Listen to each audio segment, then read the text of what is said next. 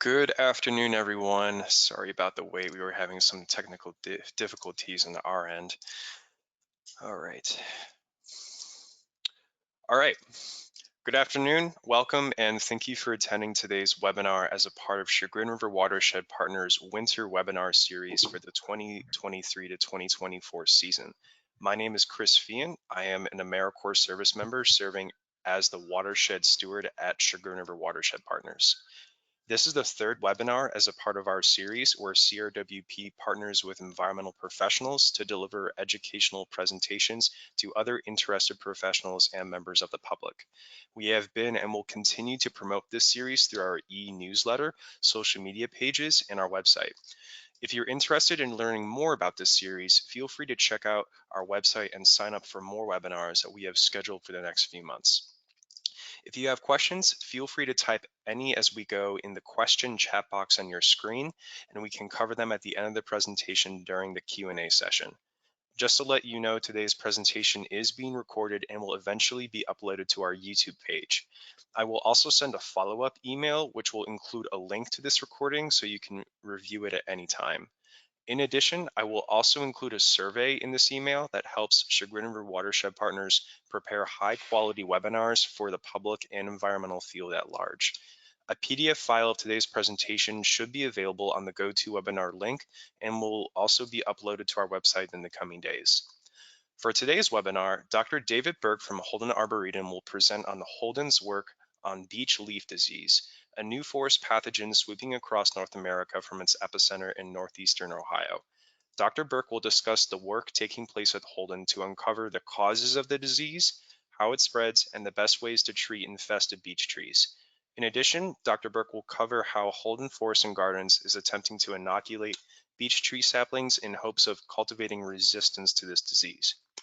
So without further ado, I will turn it over to Dr. Burke, and welcome, sir. Great. Thank you very much for inviting me and giving me the opportunity to share some of the work that we're doing here at Holden on beech leaf disease. So hopefully you can all see my slides there. And so we'll talk about the cause of beech leaf disease. It's a little bit of a mystery whodunit in a way, because it was a new disease that was first detected in Lake County in 2012, and no one really understood the cause. And so we spent a lot of time really just trying to discover and understand what was causing beech leaf disease. And of course, since then, we've sort of moved a little bit into more of the ecology of the disease, how it may be spread and transmitted, and what the potential solutions might be, either for landscape specimens or for our forest trees as well. So this slide that you're seeing right now shows the beech bark disease resistance plantation at Holden. So at Holden, we have a plantation that's about 20 years old that was developed for resistance to beech bark disease. So beech bark disease is another pest that affects beech trees. And this plantation was developed in partnership with the U.S. Forest Service that did most of the research and selection to identify trees that were actually resistant to beech bark disease. These trees now, many of them have beech leaf disease. You can see that there on the right. That picture there on the right is a couple of leaves that have the sort of characteristic dark interveinal banding that is associated with beech leaf disease. And so we'll kind of get into what those symptoms look like and how it progresses. But initially, that's what beech leaf disease looks like when you see it kind of in the early stages of infestation. So we've been doing a lot of the work in this beech bark disease resistance plantation because it's convenient. The trees are fairly large. It's very easy to access leaves and buds, unlike what you would see, say, in a canopy situation, way up in the canopy where it's hard to get at the leaves and buds to study them. So this is a very convenient place for us to work. And you'll see that a lot of our work to date actually refers back to this resistance plantation. So that's a little bit of introduction. Now, let's see if we can move our slides down.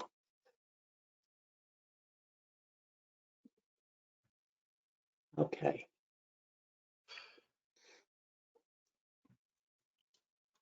There we go. All right. Sorry for the technical difficulty, but we're moving now. So first question, what is beech leaf disease? So as I mentioned a moment ago, beech leaf disease was first detected in Lake County, Ohio, in the Lake County park system, Metro Parks. And it's marked initially by this banding that you see on the upper right there. So beech leaves will initially seem fairly healthy, but they become dark between some of the veins. And so you can see that dark interveinal banding. Hopefully you can see my cursor here between the veins. That's very characteristic of beech leaf disease at sort of the early stages. It showed up here at the Arboretum starting in 2015. We're a couple of miles from the site of the original observation of beech leaf disease. It took a couple of years for us to really see it in our natural areas. But it's now very prevalent here. We see it in all of our natural areas. It's very unusual to see beech tree without beech leaf disease here.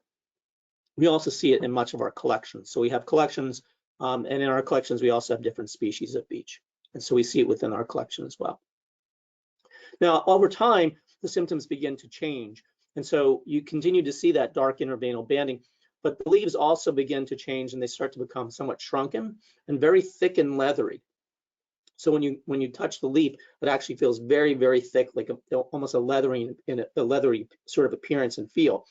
And that thickening of the leaf tissue takes place over time as the disease progresses.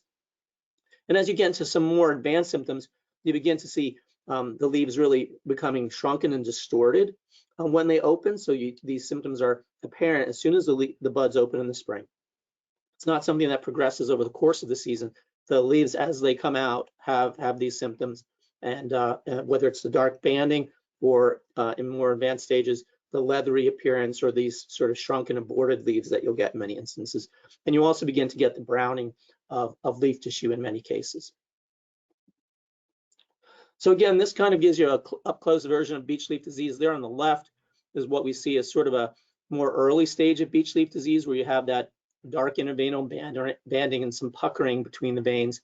And then there on the right, you can see more of those thickened leathery leaves that we get in the more advanced stages of beech leaf disease. And again, these are some additional characteristics that you see in the upper right there.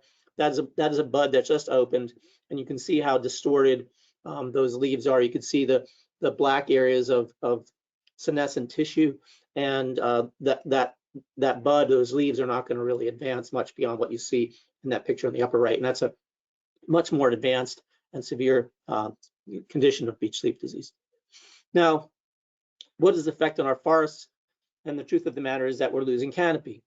So within 3 years of noticing beech leaf disease at the Arboretum, we saw canopy declines from 95% of the space when you're looking up into the canopy of the tree, from 95% cover to about 85% cover in 3 years. So significant loss of canopy cover. And this tends to be most pronounced within the understory. So the understory, we see significant reductions in leaf area within the understory, and really the thinning of the understory.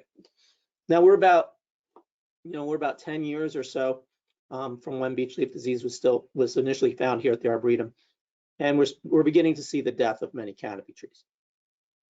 So we do see increased mortality of these trees since beech leaf disease came in, and also we see significantly reduced growth of beech trees as we measure relative growth rate of these trees. So we're looking at basal area increment, and we're seeing significant declines in growth rate of beech trees since the advent of beech leaf disease within our forests. So we do see the loss of many of these large mature canopy trees. We see the thinning of the understory. We see dramatic changes in environmental conditions within these forests, much greater levels of light, probably greater soil drying, and we're seeing succession.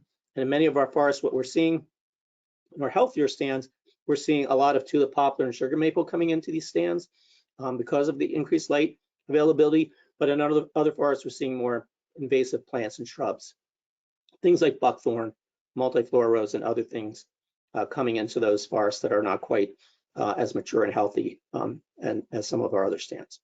So it's having a pronounced effect on forest ecology. Now, beech is Fagus grandifolia. So when we think about beech, we're thinking about the genus Fagus. And Fagus grandifolia is American beech. It is the only species of beech native to North America. And there on the right, you can see the distribution of beech throughout North America, going from really kind of like Nova Scotia and the eastern part of Canada, all the way down to the Gulf Coast. So beech has a fairly wide distribution. There are other species of beech within the world. Fagus sylvatica is European beech, not native to North America, but pretty important because a lot of our cultivated species of beech, things that you would potentially grow in your yard, many of the copper-leaved beech that people really enjoy as an ornamental, most of those beech trees are Fagus sylvatica. There's some cultivar of European beech. But there are other species of beech, and the two most important to really our story are Fagus crenata and Fagus orientalis. Fagus crenata is Japanese beech. And the reason I mention Japanese beech is because the causative organism of beech leaf disease, and this is a little bit of a spoiler alert, but the causative organism of beech leaf disease is a small nematode called Littleanchus crenata. And this nematode was first discovered on Japanese beech in Japan in about 2018. And it's since now appeared in North America, and we think that this is the causative agent of beech leaf disease. So Fagus crenata is sort of important to our story because it was the tree that it was first found upon, and we do have some Fagus crenata in our collection here, and it seems to be resistant to beech leaf disease. So an interesting part of our story. But American beech is really important in North America. It's a large tree. It can become a canopy dominant. It becomes as much as 80 feet tall. It can live anywhere from 300 to 350 years. The wood can be valuable for furniture and flooring, but it's really important from an ecological perspective because it provides food resources, nuts, to many different species of wildlife, from deer to bears to small mammals to birds. Beech is an incredibly important species ecologically because of that food resource that those nuts provide to wildlife. So the loss of beech could have a very negative effect upon forest ecology in the northern US. Now, as you mentioned, beech leaf disease started in Lake County, Ohio. So Lake County, Ohio is right here on our map. And here at the Arboretum, we kind of straddle the border between Lake and Geauga County. I'm at the Holden Science Center, and I'm actually sitting here in Geauga County, so not too far from where beech leaf disease was originally detected in Lake County. But this was from 2012 when it was first detected in Lake County. It spread to all of the counties in red by 2018. And at that point, we still didn't know what the cause of beech leaf disease was, although a number of groups were working on that. By 2021, this was the spread of beech leaf disease. And you can see that it spread largely to the east and up into New England. In January of 2023, this was the spread of beech leaf disease. You can see pretty much all of Pennsylvania now has beech leaf disease, a good section of Western New York. It's in Canada and southern Canada and southern Ontario, and of course into New England. And this is the most current map that just came out hot off the presses last week with the new distribution of beech leaf disease. And you can see the red here that you see is the counties that were originally added to those counties that contain beech leaf disease as of 2023. So this disease has continued to spread from its origin here in Lake County all the way throughout much of the Northeast, and starting to see it in places like Maryland and Virginia as well. So it's very much sort of an eastward pattern. Initially, we were seeing Ohio and Canada, so there's a north-south pattern, suggesting to some of us that maybe birds might be involved in the transmission of beech leaf disease, although at the time we didn't know what the causative organism was. But it seems increasingly that the spread of beech leaf disease is really to the east and then up into New England. So the original focus when we're thinking about the cause of beech leaf disease back in 2017, 2018, the original focus for us was really on bacteria and fungi. Are there bacteria and fungal pathogens that we might be able to detect on these symptomatic leaves that would give us some clues as to what the cause of beech leaf disease was? So that's kind of where we started, and I'll review some of the data that we have there. But also around that time in 2018, Dave McCain, who's with the Ohio Department of Agriculture, initially discovered nematodes on symptomatic leaves on beech leaves that were symptomatic for beech leaf disease. And so we're thinking about nematodes. These are microscopic organisms, kind of similar to a worm if you look through a microscope, and they can feed on plant material. And so, so the thought kind of shifted to, well, is it possible that nematodes are the cause of beech leaf disease? And we began investigating that as well with folks from the USDA, especially Lynn Carter and her group that were in Beltsville, Maryland, and kind of relied upon them fairly heavily for some of the methods for detecting and working with nematodes in these samples. So initially, like I said, we were looking at fungi and bacteria. And what we were doing was we were using DNA-based techniques. So we would collect leaves or buds, and then we would extract DNA from those leaves and buds. And those leaves and buds would contain plant DNA, but also the DNA of any bacteria or fungi that might be on them. And so our idea was that if we could extract DNA, we could then amplify the DNA, we would be able to determine what bacteria and fungi were on these communities. And we use a particular region of DNA called the ribosomal DNA gene that allows you to separate out sequences based on their identity to certain bacterial species or taxa or fungal species or taxa. And so it allows us to determine who's actually present within these communities. And so we used these methods, and then we looked at the communities and the differences of communities. So what we're looking at here is a statistical technique. This is called non-metric multidimensional scaling. And all it does really is it groups samples together based upon their similarity. So if two samples are very similar to one another, then they will appear together in the ordination space. And so these two samples are very similar to one another. The communities are not different. But if the communities are separated in space, say these samples here, hopefully you can see my cursor, and these samples here to the lower right, those samples are very different in terms of their bacterial communities. And so then that would give us some reason to believe that maybe the bacterial communities were responsible for beech leaf disease. Now, what we're looking at here in this particular example are leaf and bud bacterial communities. And so the buds are marked by these round symbols here, and the leaves are marked by these square symbols. And the green symbols represent asymptomatic buds or asymptomatic leaves, and the red symbols represent buds that were symptomatic for beech leaf disease, or the leaves that were symptomatic for beech leaf disease. Now, I'll qualify this a little bit. We didn't know whether these buds were symptomatic for beech leaf disease or not. We knew the leaves were. So what we did was we went to our beech bark disease plantation here at the Arboretum. We can access those trees very, very easily. And what we did was we collected leaves that were symptomatic for beech leaf disease, and we collected the buds that were immediately at the base of the stem. So this was the bud and the leaf. They were right next to it on the stem. We knew that that leaf was symptomatic or asymptomatic, and so we collected that leaf and we collected the corresponding bud.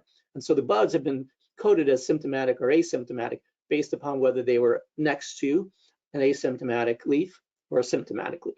So we know that these leaves were symptomatic for beech leaf disease or asymptomatic, and we're assuming that the buds might have been similarly affected because of their proximity to those tissue types, if that makes sense.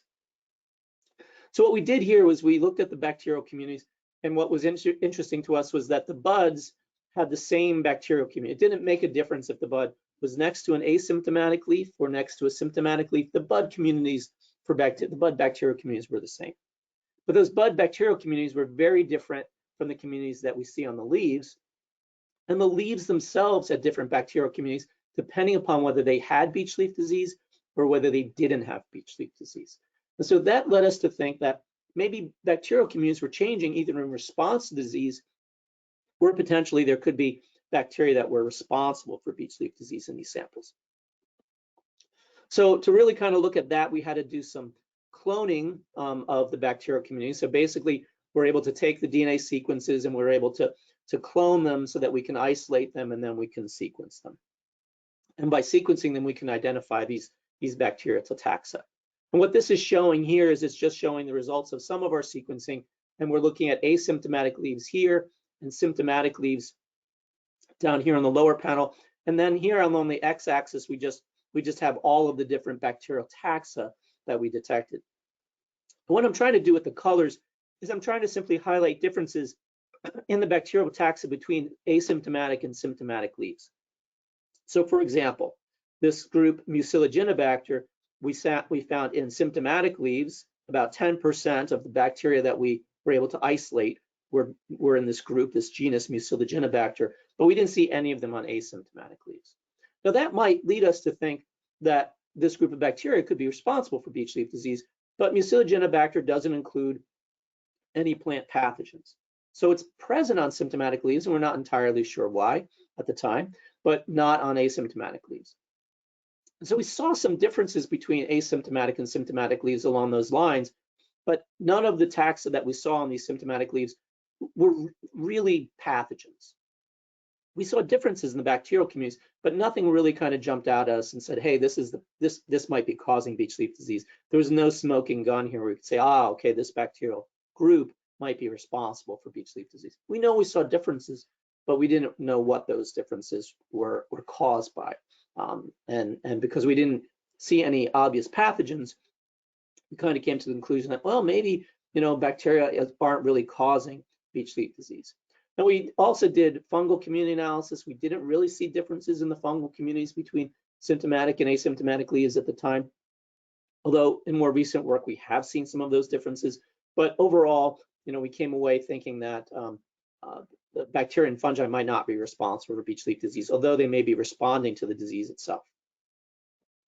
Now, one of the things that we did was, because of that observation, that nematodes were associated with symptomatic leaves, so leaves that had beech leaf disease had nematodes, we went down this path of testing whether nematodes could cause beech leaf disease. So the way we did this was we did bud inoculations with live nematodes.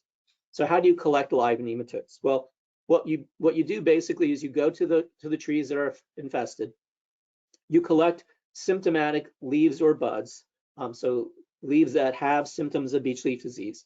You collect them, and we bring them back to the lab, and we basically soak them in a funnel overnight in water. And those nematodes will swim out, and they will then settle at the bottom of the funnel. We can then collect those nematodes. We can look at them and count them under a dissecting scope, and then we can inoculate them onto trees that do not have beech leaf disease. So this picture there on the right is a tree that we had in our laboratory. The tree was growing in our greenhouses. It did not have beech leaf disease. And at this stage, it was dormant. This was probably in the spring of 2019. We were doing some spring inoculations. And we're able to collect nematodes from these leaves in the fall. We're able to collect live nematodes from leaves in the winter and in the spring. In this case, we were doing these inoculations sometime in April. So what we do is we take the tree that doesn't have any signs of beech leaf disease, and then we add about 100 nematodes to the bud. We do that by wrapping the bud in a little piece of Kim wipe, so a small piece of tissue paper which we wet so that it will adhere to the bud. And then what we do is we add the nematodes just underneath that little piece of tissue paper, and then we wrap it in parafilm wax paper, and we keep it like that for 3 days to give the nematodes enough time to maybe get into that bud. And one of the things that we did was we also damaged these buds a little bit with a dissecting needle, poke a couple of holes in, which would allow the nematode greater access to the tissue to try to get in there. So we did damage some of these. Now we did the same sort of work on buds as we did on leaves. To show you what this kind of looks like once it's set up. When we're looking at the leaves, we would take a leaf like this that has no signs of beech leaf disease, cover it with tissue paper, which you can see here, which we wet, and then we added the nematodes to the surface, and then we enclosed it in a sterile plastic bag. And then we did the same with the buds here with the parafilm. So we do this in the fall, and then we wait. I will tell you that when we add nematodes to the leaves, you never see development of beech leaf disease. But when you add it to the bud, in the spring when they open, you have beech leaf disease. So what you see here is you see leaves. There was a bud at one point here, which was inoculated with nematodes. And when that bud opened up in the spring, you can actually see all of the beech, all the dark banding that's characteristic of beech leaf disease. And so this proved to us that the nematode is in fact responsible, or at least required, for beech leaf disease. And so this was published in a paper that Lynn Carter was the first author on back in 2020 in Forest Pathology. So we're pretty confident that the nematode is responsible for beech leaf disease. Now, what does the nematode look like?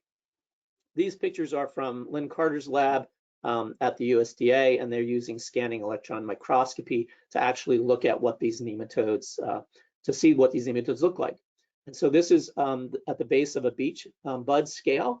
Underneath the scale, you can see all of the nematodes here. And then, of course, this can be enlarged. You can magnify this. You can see the nematodes here as well. And then you can see what this critter looks like within the leaf tissue itself. This is considered a fairly large nematode. I am not a nematologist, but the nematologist, the experts tell us that this is a fairly large nematode. So this is what it looks like. They're microscopic. You can see them if we use the water soaking method, and they swim out. When we collect the nematodes in the bottom, you can kind of see them in water. It looks like fiberglass kind of floating around in the water, and that's when you know you probably have some nematodes under there. But if you really want to look at them closely, you have to put them under a regular microscope. Now, these are leaves, beech leaves, also taken with scanning electron microscopy. And this one on the left here is a healthy beech leaf. And if you think back to sort of your basic plant biology, right? When we're thinking about a leaf, we have the epidermis here, and then we have that palisade layer that runs sort of up and down. And then this area is called the spongy mesophyll, and you can actually see the vascular bundle, the leaf vein here. And so it's just sort of a textbook appearance of the anatomy of a beech leaf, right? Or any type of leaf that you might think of. But then here on the right, you see what a leaf looks like when it has beech leaf disease. And so it really looks like the tissue is very disorganized. There's been a lot of damage done to the tissue. And if you sort of zoom in, you can actually see, as shown here in the upper right, you can actually see some of those nematodes actually within the tissue. So this indicates that the nematodes are actually doing a fair amount of damage to the leaf tissue. Now, that's a scanning electron microscope images, and so we can look at things at a very, very fine scale. We don't have that capability here at the Arboretum. We use light microscopy, but when we take those nematodes out of the funnel, if we've done some water soaking, this is kind of what we see underneath the microscope. So you can see these nematodes are very active. They're moving around, and these are the nematodes that we would use for inoculation work. It's a little bit of a kind of a makes your skin crawl kind of appearance for a lot of people, but I've been working with these nematodes for a while, and I've actually come to appreciate how tough they are. They do a lot of damage, but when you work with them long enough, you start to really appreciate the organism for what it is and its ability to survive and tolerate environmental conditions and obviously move around, because beech leaf disease has moved from Ohio all the way across the northern U.S. into New England and infesting forests as it goes. So that's kind of a summary of some of the work that we've done, trying to identify the cause of beech leaf disease and whether this nematode, Littleanchus crinaedae McCannii, as it's called. And so Littleanchus crinaedae was, again, the nematode that was originally described in Japan in 2018, but it's been, the subspecies is McCannii after Dave McCain, who originally saw the nematodes in leaf samples that were sent to him. So this is a subspecies. It's being called a subspecies of Littleanchus crinaedae. So we believe it causes beech leaf disease. A more recent paper, when we're thinking about the symptoms of beech leaf disease, why do we see those dark interveinal bands? A more recent paper by Paulo Vieira and some of his collaborators at the USDA found that the nematode actually causes the number of cells within the leaf to multiply dramatically. So instead of having maybe 6 or 8 cells across, you wind up with 30 or more cells across. And so that proliferation of those cells within those areas where the nematode is present is what causes that dark banding. So you have more cells, you have more chlorophyll. Chlorophyll, of course, is what gives leaves its green color. And so as a consequence, you have many more cells with those where those nematodes are present, then you get that dark banding.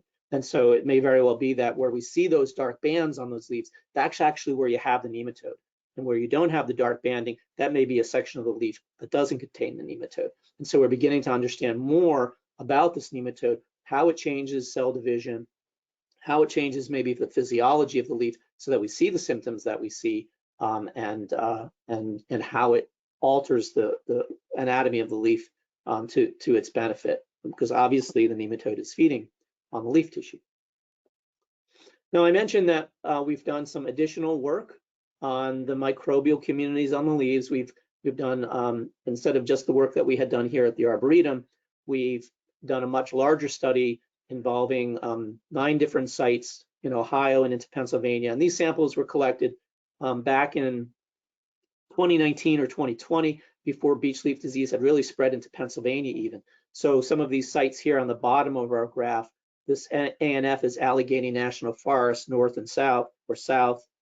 And this site was not symptomatic at the time. So the symbols here, square is asymptomatic. So there was no beech leaf disease symptoms in Allegheny National Forest at the time, but we could detect the nematode. So when samples were sent to us from Allegheny National Forest, they were all asymptomatic, but we were able to detect the presence of the nematode in some of them.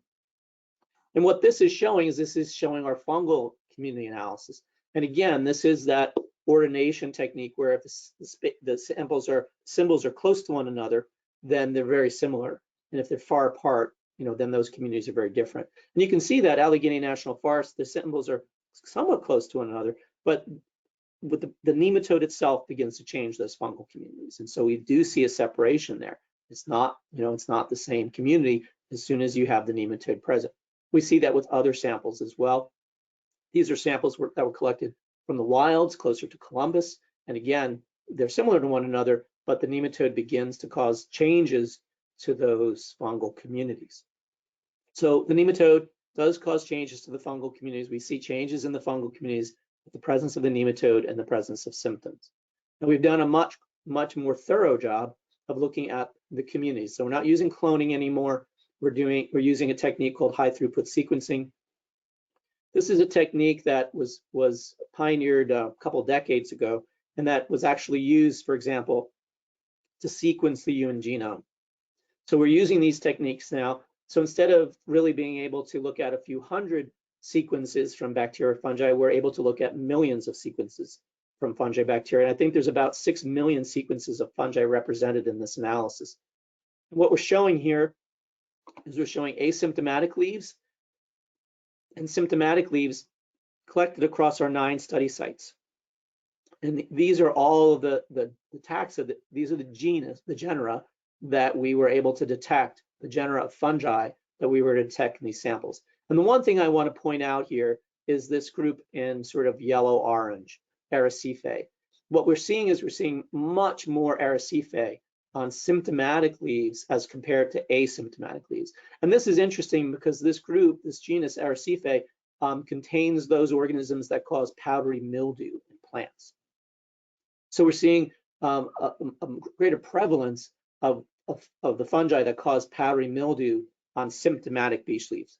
And that's not to say that it causes beech leaf disease. We see powdery mildew on some of the asymptomatic leaves as well. And there are some symptomatic leaves that simply don't have this genus of fungi.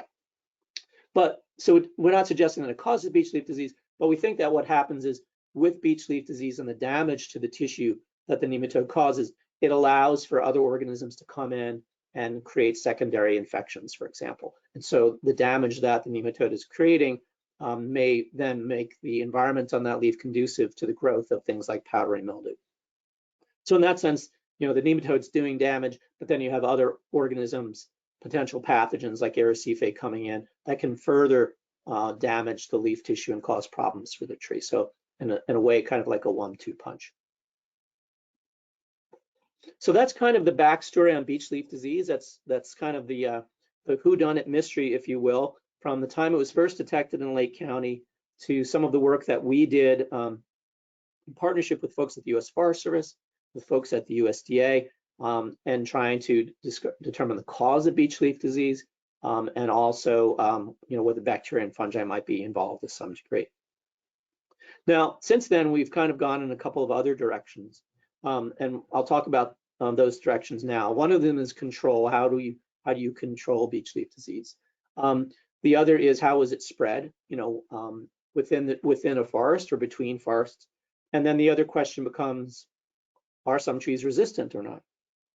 And I'm showing this picture of our beech bark disease plantation because some of these trees in this plantation are severely affected by beech leaf disease. They look really bad.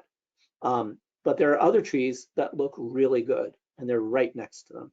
And beech leaf disease has been present here for, at least 8-9 years now. So what is that difference? And so that has led us down this path of thinking about whether some of these trees may actually be resistant to beech leaf disease. We know that Japanese beech, Ficus crenata, and we have Japanese beech within our collection. We know that Japanese beech looks resistant to beech leaf disease, and that might not be unsurprising. If a tree has evolved with another organism, like a parasite, for example, then it might be resistant because it's been able to sort of evolve and adapt and adjust to the presence of that pathogen or that parasite. North American beech trees, of course, may not have seen this until it was somehow introduced into North America sometime before 2012. So then you're dealing with a naive population that doesn't have resistance. So then you see much greater impact. But nonetheless, we do see some individuals either within our plantation or in some instances within the forest that look really healthy, despite the fact that lots of other beech trees around them are severely affected by beech leaf disease and dying. So we've kind of gone down that path of resistance.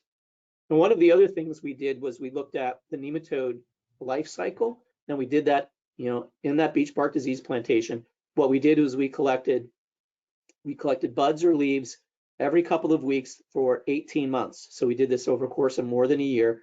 And we used a technique called quantitative PCR to look at the number of copies of a particular gene within the tissue that was related to Litholanchus crenata. So what we can do is we can actually amplify a portion of the DNA of Litholanchus crenata in all of these samples, and we can actually count the copies of DNA that we have within our sample. And we use the number of copies as sort of a measure of how large the population of nematodes might be. So it's not a direct count of the number of nematodes, which would be very hard to do if you have lots of samples to process.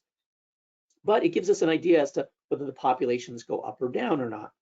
And so what you're seeing here on this y-axis is the gene copies per gram of leaf tissue, right? So if we're talking about a bud or a leaf, we're looking at the dry mass, the dry weight of those buds or leaves, and how many copies of the DNA of Litholanchus crenata were present within that tissue. And then we looked at it over the course of time. So you can see our first sample event was April of 2019, and then we went, approximately every couple of weeks, every month to 2 weeks throughout the year. And what we're looking at here in the beginning are buds. And then, of course, this is a point at which the buds open, sort of early May, and so they become leaves at that point. And so from there on out, we're dealing with leaves, and we're looking at how this changes over time. And one other thing I'd point out was early on we were interested in pesticide applications. So we were using a product called Triage R10, which contains emamectin benzoate. And emamectin benzoate is a pesticide that actually controls things like emerald ash borer or spruce borers in trees. And so we were thinking, well, maybe it could help control the nematodes in buds or leaves. And then that might be a potential method for controlling beech leaf disease in some of these samples. So the red are the trees that were treated with pesticide. So spoiler alert, emamectin benzoate doesn't work on controlling either the nematode in these trees or reducing symptoms of beech leaf disease, unfortunately. But what we learned from this study was we learned that there's a seasonal pattern here. We see that the buds have very high numbers, and this is a log scale. So 1E9 is 1 to 10 to the 9th. So we're dealing with something. So 1 times 10 to the 6th is 1 million copies, and 10 million copies. We're looking at 100 million copies when we get up to 10 to the 8th. And here we're looking at about 1 billion copies of the gene per gram of tissue. So very high numbers. And what we see is we see it drop dramatically into the tens of thousands by the time the leaves open. And then slowly over the course of the summer, it begins to increase again. And then later on in the year when we have buds that begin to form, so these buds in August of 2019 are associated with these leaves here, right? So these were the leaves in August of 2019. These were the buds. We start out with low levels of the nematodes in the buds, and then slowly over the time, we have very high levels of nematodes by the time you reach fall and winter. And it continues that way throughout the winter before it again drops when the leaves open.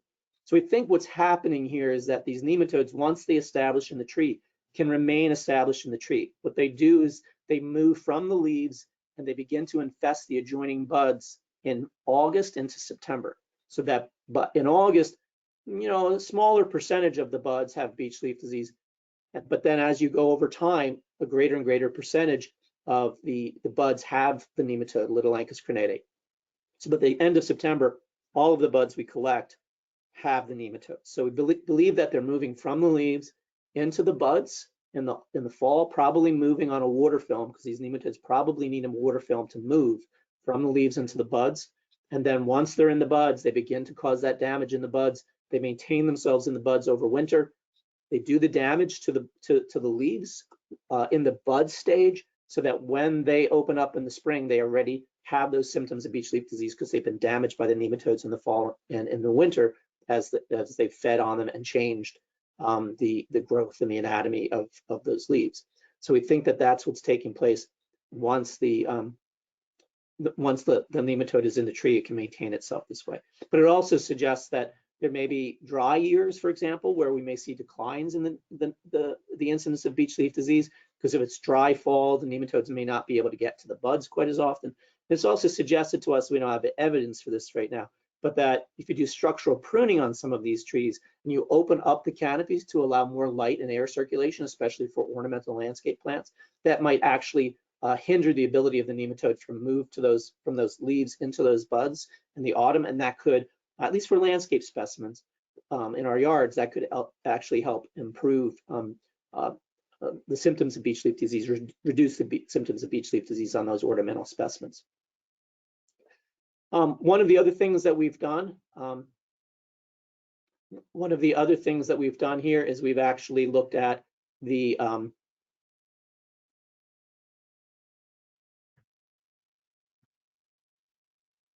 one of the other things that we've done is we have looked at the distribution of nematodes within the forest. So we're looking at leaves as they fall, and then we're also looking at the soil itself underneath beech trees. So can we find, for example, can we find the nematode in leaves, or can we find the nematode in soil? And so what we're finding that, in fact, okay, so I'm getting an error message.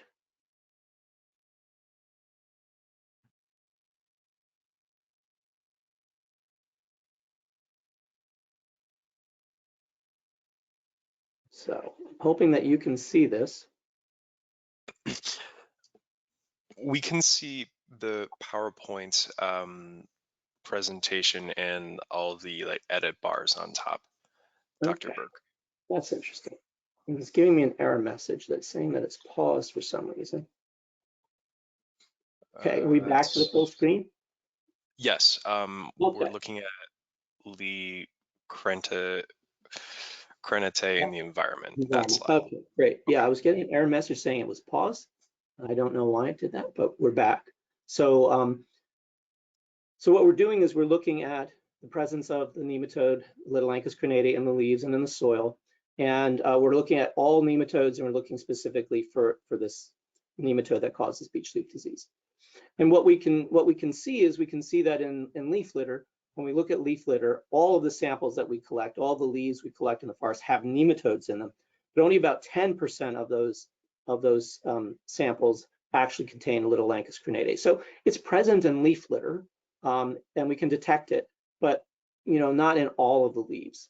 And when we look at soil, in fact, we can see nematodes in about 90% of the soil samples, but we never see Litholanchus crenate in soil samples. So it suggests to us that Litholanchus might be present in leaf litter, and that makes sense as those leaves drop from the trees in autumn. They may contain some nematodes. They may contain the DNA of those nematodes, and so they would then drop onto the forest floor, but we don't see it within the soil. And so we don't, at this point, we don't think that the soil or leaf litter is really a reservoir or source of infestation for these trees, but we're just dealing with sort of the residual of the DNA or the nematodes as those leaves fall. So we think, once it's established within the tree, it can maintain itself there by moving from those leaves to buds in the fall. Now, we've done some work throughout Ohio with folks at ODNR, and we've been looking at a number of counties throughout Ohio for the detection of beech leaf disease, looking at the presence of nematodes in buds of beech trees as well as oak and maple, and trying to determine how long it takes for symptoms to develop. I will tell you that we really can't say for sure how long it takes. We've done this for 3 years. I will tell you that we have been able to detect the nematode in places like in Gull Woods Nature Preserve in Fulton County. We were able to detect the nematode before symptoms were detected there. About a year or so after we initially detected the nematode, we found others found symptoms of beech leaf disease. So we think that the nematode can be present in asymptomatic leaves. It makes sense. They're probably getting into a forest, but haven't really gotten to the point where their numbers are high enough to cause the symptoms of beech leaf disease, or at least not so prevalent that we can detect it or notice it, right?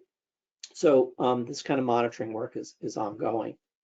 But one of the things that we've been doing and working with folks like Danielle Martin at the Forest Service and Chris Latum at West Virginia University is looking at whether birds might be responsible for spreading this nematode from forest to forest. So how does the nematode spread across the landscape? It's spread from Ohio all the way out to the East Coast. So initially, when beech leaf disease, if you think about that 2018 map, looked very much like a north-south pattern, Ohio and into Ontario. So we thought, well, maybe migratory birds are moving around. So we kind of went down this path. But we've been looking at birds here. This is a goldfinch that I think this is a goldfinch netted by Mike Watson, who's our conservation biologist here, and looking for the nematodes in their feces. And we can detect nematodes in their feces, but we've used the feces to inoculate beech buds in the greenhouse, and we cannot get beech leaf disease to develop after inoculating with bird feces that contains at least the DNA of nematodes. So it may be that the birds aren't capable of moving the nematode across the landscape. We're continuing this work. We're looking at, for example, the feet of birds, whether the feet might contain the DNA, and we're doing that by doing some netting here, and we're washing the feet with soapy water to remove the nematodes. We're also working with some folks at Hiram College who are collecting samples from us from many birds that come in for rehabilitation, that we might be able to expand our sample set. So again, continuing some of this work. Don't really think right now that birds are responsible for distributing the nematode, at least in their feces, but trying to eliminate all possibilities looking at their feet as well. As I mentioned, we've done some pesticide applications with Bartlett tree, especially emamectin benzoate.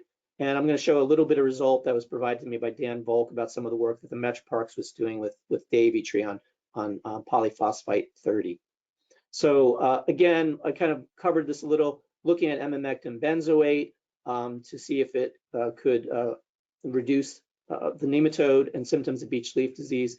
In Petri dishes in the laboratory, emamectin benzoate will kill the nematode, and that's what this graph here is showing on the right, where you can get 100% mortality of the nematode at some concentrations. But when we look at beech leaf disease in our plantation, we injected some of those trees with the pesticide. So G4 is triage G4. This is triage R10. They're both emamectin benzoate, just a different percent of the active ingredient. I think G4 is 4%, R10 is 8% active ingredient. We don't see any changes in the incidence of beech leaf disease after pesticide application, whether we do it in the spring, which we're showing here on the left, or in the fall, which I think it's fall on the left and spring on the right. So emamectin benzoate didn't reduce the symptoms of beech leaf disease or change the number of nematodes we were able to detect. The Bartlett tree has done some other work looking at control using things like Indemnify, which is a material that can be sprayed onto the leaves.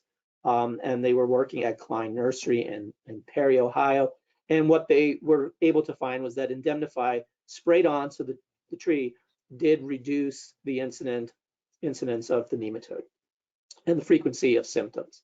And so this might be a potential control for the nematode, at least within landscape specimens.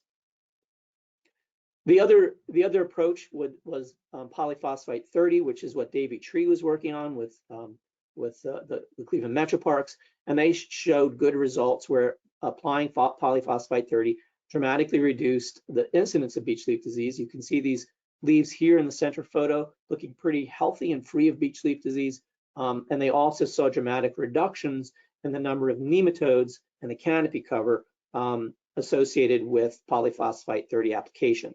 So they see reductions in symptoms of beech leaf disease. They see an increase in canopy cover where you add a polyphosphite 30, and they see dramatic reductions in the number of nematodes. And so polyphosphite 30 might be a viable treatment method for beech leaf disease and the nematode that causes it, at least on landscape specimens. But we can't really apply these materials at a forest level. So for forestry, when we're thinking about maintaining beech trees on the landscape, we really need to think about finding trees that might be resistant. And as I mentioned earlier, there's some evidence that some of these trees may be resistant to beech leaf disease. On the left here is a tree with somewhat advanced stages of beech leaf disease. This is a tree from our lower Baldwin beech bark disease resistance plantation, and this tree definitely has beech leaf disease. But this is a tree right nearby, and you can see this tree on the left here is pretty much free of beech leaf disease. There's a little bit on these lower leaves here, but for the most part, those leaves look pretty healthy and pretty happy. So that leads us to believe that the tree could be resistant. We've also seen this within our forested areas, and so we began a grafting procedure a couple of years ago, where what we do is we collect branches. You can see there on the right. So we collect dormant branches in the winter, usually in January, from trees that may be resistant or trees where we know they have beech leaf disease. And so we want a tree that's a positive for beech leaf disease as a control in our studies. And what we'll do is we'll collect these branches in the winter, and then we graft them. And so what we do is we have beech trees that are growing within our greenhouse, and they're in pots. And what we do is we will take that branch that we collect from the forest or from our plantation, and we will actually place it onto the stem of this tree that's rooted and growing in our greenhouse. And so what you can see here, hopefully, is you can see where that graft union is. So you cut the existing tree that's growing with its roots, you add the branch, the scion, to the top, you wrap it with a rubber band that's meant for grafting procedures, and you dip it in wax. This is white wax here to kind of keep the moisture in. And then we've done something called hot callus grafting, where we put that union against a heating cable, and that sort of increases the ability of that branch to join to the rooted portion of the tree. And then you wind up with a tree that has roots, but the top represents that tree that may be resistant to beech leaf disease. So we started this back in 2021, I believe. We did some grafting in 22, and we have about 130 trees in our greenhouse right now that have been grafted in this fashion and are subject now to some ongoing testing. So this fall, we collected, in August and September, we collected live nematodes using our water soak and funnel method, and we added those nematodes to the buds of many of these trees, and now we're just waiting for spring. So the idea is that we've added buds to these trees that may be resistant, and trees that we know are not resistant because they have beech leaf disease in the field, and hoping that come spring, we can actually quantify differences between these trees that look resistant under field conditions or don't, and then that will really tell us that, yeah, these trees are resistant to the nematode. It's not just something about that particular set of environmental conditions the tree is growing in that makes it more resistant. Because you can imagine it could be exposure to sun, it could be soil nutrients that could be influencing resistance. This allows us to isolate those effects and say, is it really something about the tree itself? Is it something about the leaf or the leaf anatomy? So hopefully we'll have some results come spring.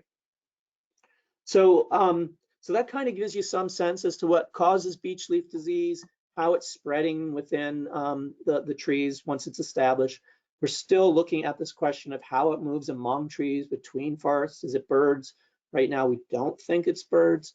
Some people have suggested insects like mites and spider mites, and nematodes have been found associated with it, and they can blow on the wind, and that could help explain sort of the west to east spread of beech leaf disease. But we continue to look at birds. We don't know how many nematodes it takes to induce symptoms of beech leaf disease. We're doing some of that work now. And of course, there's this question of resistance. And I'm showing there on the right tree from our plantation that is pretty severely affected by beech leaf disease and is losing most of its or many of its leaves. But right behind it, you can see beech trees that look pretty healthy and happy. So this gives us hope that some of the trees in that plantation and some of the trees in our forest are actually resistant to beech leaf disease. And those could then be used for reforestation purposes so that we can keep beech within our forests and our landscape. And with that, I'm just going to acknowledge a lot of collaborators who've made a lot of this work possible. Rachel Kapler, who's our forest health coordinator here at Holden, she's a Great Lakes Basin forest health coordinator, has done a lot of the grafting work, pretty much led all of the grafting work with her expertise. So thanks to Rachel. Jennifer Cook, who's with the U.S. Forest Service, and other collaborators with the U.S. Forest Service like Daniel Martin, who's been collaborating with us and leading that bird project I showed you a little bit about, as well as a lot of the people here at Holden who have worked with me in the lab. Lots of undergraduates have worked in this project, and of course some funding also provided by Holden and the U.S. Forest Service and the Great Lakes Restoration Initiative. And with that, I can try to take any questions. I might have a couple of minutes. I know we started just a bit late.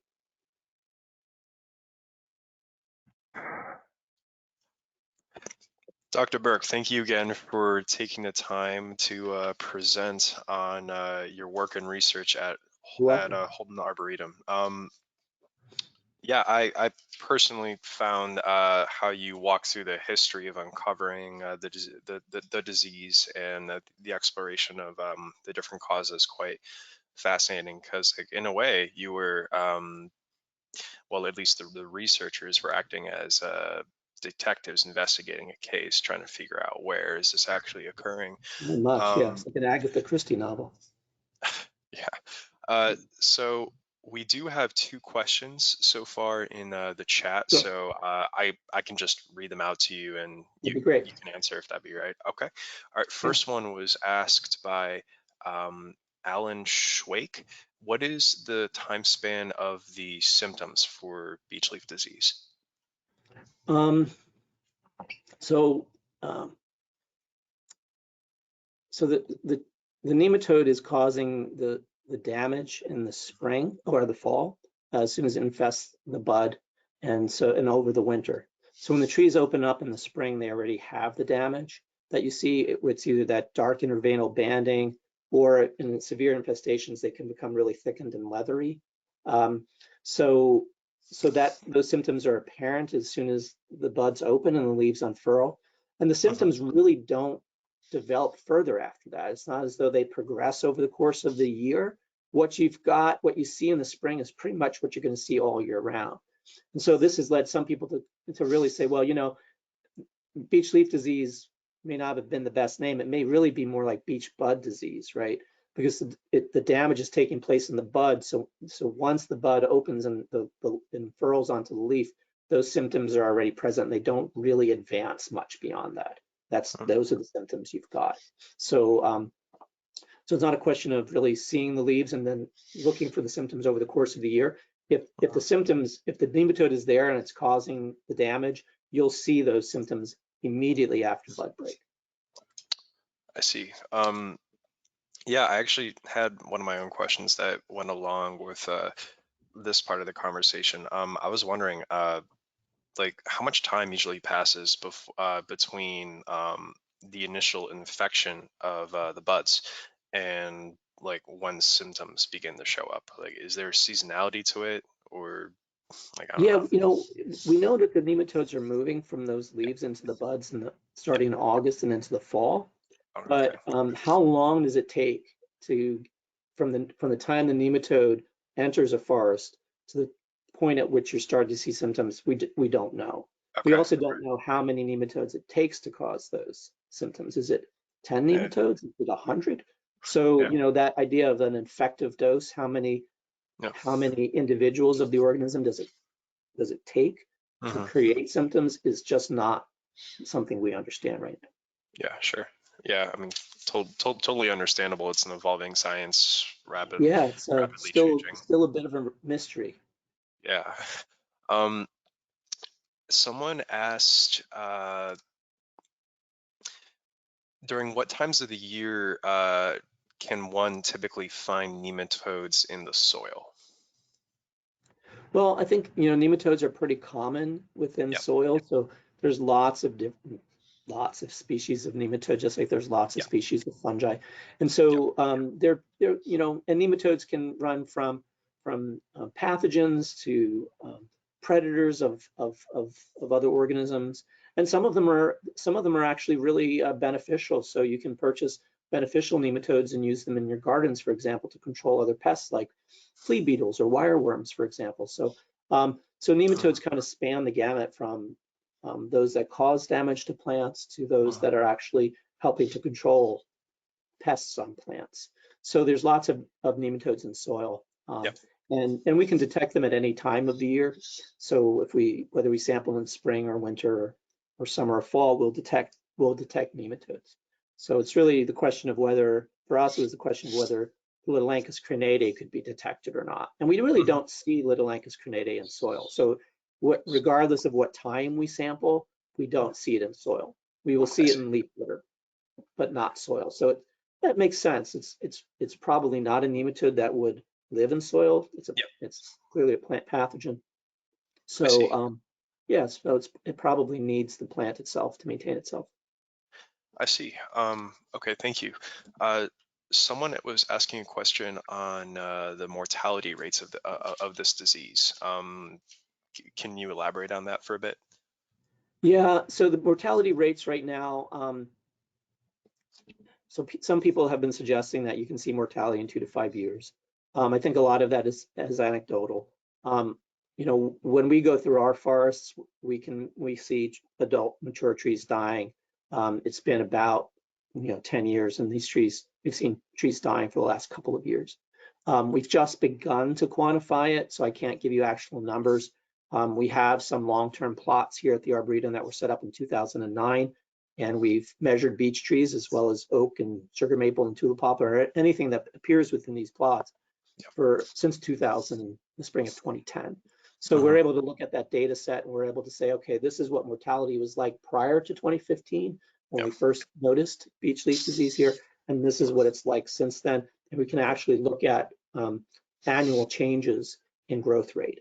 And so we're crunching through those numbers right now. I don't have those on the top of my head, but some of our folks here, our research specialists have been working on it, and I've seen some of the graphs, and you can see a definite change over time. Yeah, I mean, like anecdotally, and to your point, like whatever the rate is, it's not good. And it seems like our scientific institutions, they're trying to do the science running on their feet, trying to catch up with the spread and the mortality and like the changing ecology of the forest floor as these trees are beginning to disappear. I actually I had a professor at Cleveland State University, shout out to Dr.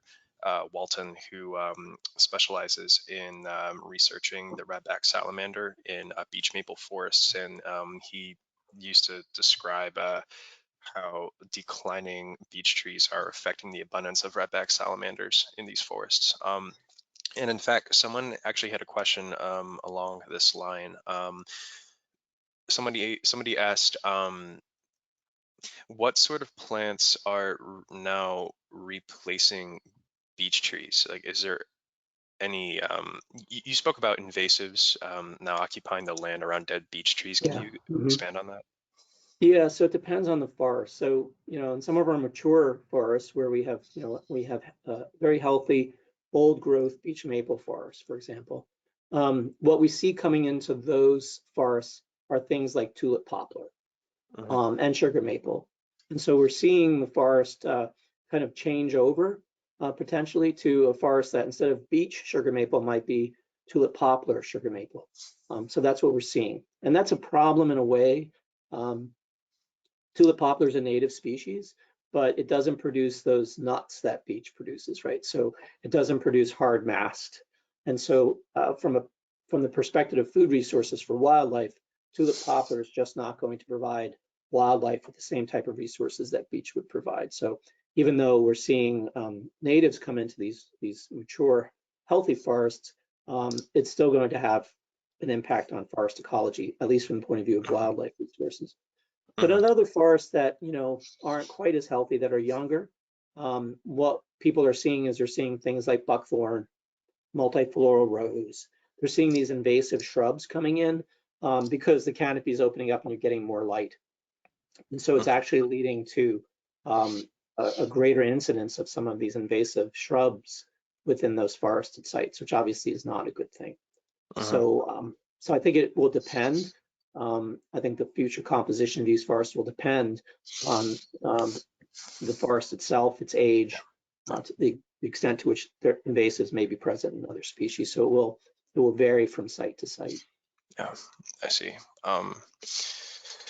Yeah, just shifting the conversation a little bit, somebody asked about whether Holden and other stakeholders are considering and using technologies used to bring back the American chestnut, such as hybridizing American beech with, say, Japanese or European beech. Is there any research done along that vein? Not right now. I think right now our focus has been on trying to find native trees that may be resistant Hmm. and showing that they could be resistant.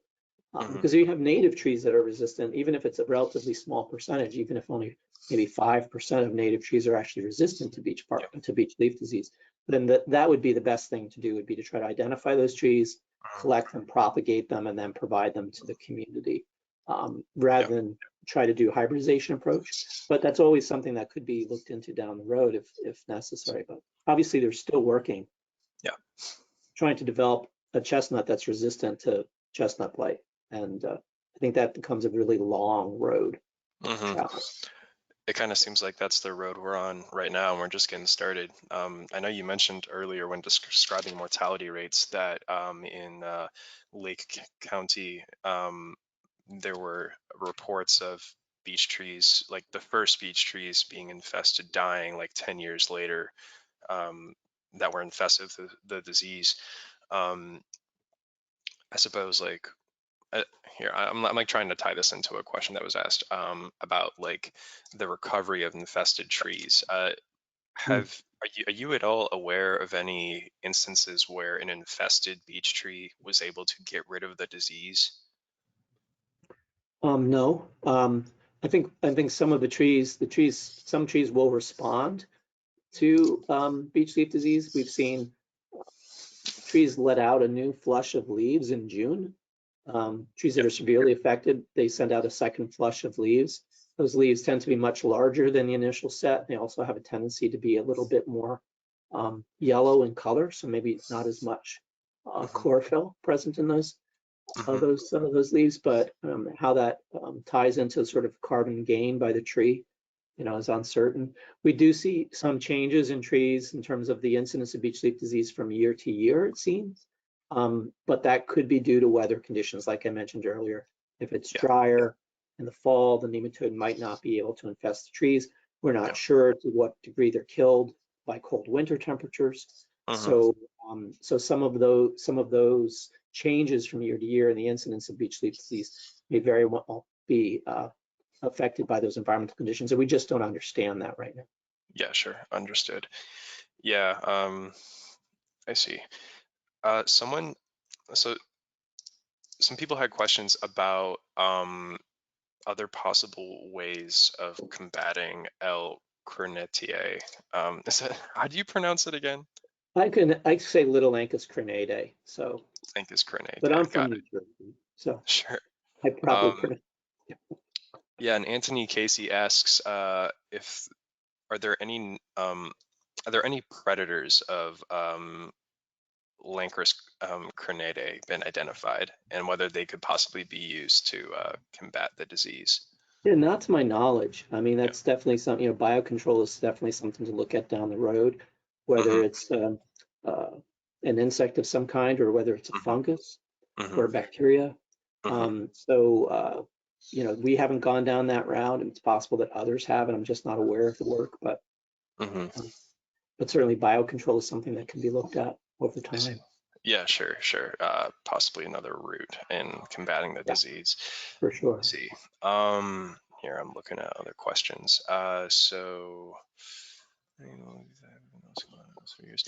Somebody asks if these nematodes are at all interacting with other like other diseases such as the beech bark disease or the woolly beech aphid. Um, Mhm. do do you know anything about this? No, I mean, honestly, certainly if a tree has beech bark disease, then, Hmm. it might be able to tolerate beech bark disease, but now you have beech leaf disease coming in as well. And so now you've got, a situation where the tree is stressed by more than one pest or pathogen. Yeah. And so Yep. that can make it much more likely that the tree can't survive, right? It can Yep. survive one disease, but not two. And so in terms of the beech woolly, woolly aphid, um, Yep. yeah, they're not considered to really cause harm to the trees. Um, but if you layer that on top of, Yeah. beech leaf disease, then you may see a different outcome. Yeah. It's just another layer of stress. Yeah, Yeah. it's another layer of stress. Hmm. Um, Another attendee asks if prescribed burns could all be a possible method to reduce the nematode populations in the buds. Has that all been explored as an idea? That hasn't been explored. Beech are not, typically, they're not fire adapted. Yeah. So when you think about beech maple forest, it's not a system that we would expect to burn. Hmm. Unlike say oak forest, for example, right? So oaks, Yeah. many oak systems are adapted to burn. And Hmm. so, and periodic burning is important for maintaining oaks, right? So if you suppress fire, Hmm. you can get a changeover to things like maple that are more shade adapted, right? But Yeah. the beech, to my knowledge, are not a species that really responds positively to fire. Yeah. So I don't know that that would necessarily be a control mechanism here. If we're dealing with oak, Yeah. Yeah. possibly. Yeah, yeah. I mean, that totally makes sense. I mean, like, I personally don't know the evolutionary history of beech. Yet, if it didn't involve in a fire-prone area, it probably wouldn't be Yeah, like I the don't tend best to think of approach. beech maple forest as a fire adapted system. They tend to be in places that are Yeah. cooler and wetter, and where you really don't think of fire as a major disturbance. You tend to think Hmm. of either the death of an individual tree as being a disturbance, or things Hmm. like wind throws, hurricanes, things of that nature. Hmm. Yeah. Um, so we pretty much only have one last question here. This is from an alumni of Hiram University. They were wondering if you could at all expand into what that university is doing in researching this disease. So we're working with the folks at the James Barrow Field Station. Yep. And so they have a bird rehabilitation program there where they'll bring in birds that, uh, um, they've been injured in some way. Yep. And so they'll bring the birds in for rehabilitation. And what they're doing is the birds come in, they're washing their feet for us. They're washing their feet and collecting the wash water and then holding that material for us so that we could eventually explore whether the nematode is present in the wash water. So we're looking Hmm. to see whether the nematode could be moved around by birds, not through their digestive system, but Yeah. being present on their feet. And is Yeah. that some way that they can be moved around? So we've done some netting here at Holden where we've done this washing technique, Hmm. but folks at the field station at Hiram have access to birds coming in all the time. Hmm. And so they agreed to help us with that project. They also, I think, are part of the Lights Out program. So when birds crash into windows, for example, and they die, Yep. they often go to Hiram for storage. So as those birds go to Hiram, they're going to also wash their feet for us and then preserve the wash water so that we can look at whether nematodes are present. So it's a great way for us to collaborate with the folks at Hiram and a great Yep. way for them to really add dramatically to our project in terms of increasing the number of samples that we could collect and Hmm. also the number of species we can collect. So it'd be interesting to see whether, I think many of the species we've been collecting here at Holden are residents, Hmm. things like chickadees and tufted titmouse and some of the woodpeckers, for example. But the folks at Hiram might have the ability, at least with the Lights Out program, to look at migratory species as they come through in the spring. And can we see differences between birds that are more resident year round as opposed to birds that are migratory, and does that change what we see on their feet, for example? So Yeah. it's exciting collaboration for us. Hmm. That's certainly a unique way to collect data off their feet, and for the ones who are crashing in the windows. I Yeah, mean, it's a sad thing, but this is the way at least we can, use those yeah, birds to learn something. yeah. I mean, the data's there. Yeah. Damn. Well, I mean, I guess I only have one last question for you, Dr. Burke. Sure. For you and everyone at Holden Arboretum, where do you see this research going for the next few years, at least with your involvement? I think right now what we're doing is we're focusing a lot on the questions that I mentioned in terms of whether some of these trees may be Yeah. resistant and some of the testing. We're also looking at that question of dose. How many nematodes does it take Hmm. to initiate beech leaf disease? Hmm. And then we're also doing some work looking at the anatomy of different species of beech trees in our Hmm. collection and whether we can see some differences there. So I think right now that's kind of where our research is going for the next couple of years with the funding that we have. Yeah. But of course, that can change depending upon whether additional funding is available to ask this different questions. But right now we're focusing very much on the resistance piece, and then that idea of how many nematodes, what number of nematodes does it take to initiate beech leaf disease symptoms. So Yeah. that'll take us a little while. Yeah. Sounds like we have a long road ahead of us.